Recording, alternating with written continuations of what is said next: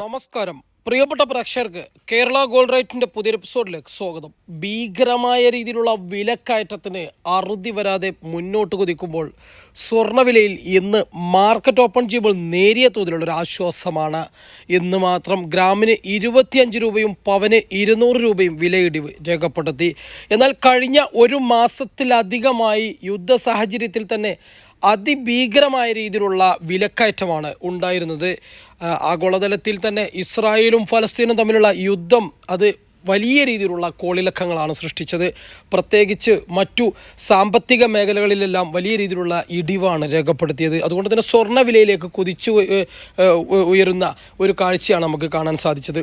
ഇന്ന് market open ചെയ്യുമ്പോൾ ഇന്ന് 3/1/2024 ഗ്രാമിന് 5850 എന്ന വിലയിലും പവന് 46,800 എന്ന വിലയിലുമാണ് വ്യാപാരം ആരംഭിച്ചിരിക്കുന്നത്. വലിയ രീതിയിലുള്ള വിലക്കയറ്റം യുദ്ധം അവസാനിക്കാത്ത സാഹചര്യത്തിൽ തുടരുമെന്നും ഒരു പക്ഷേ 60,000 കടന്നു മുന്നേറുമെന്നുമൊക്കെയാണ് നിരീക്ഷകരുടെയും അഭിപ്രായം.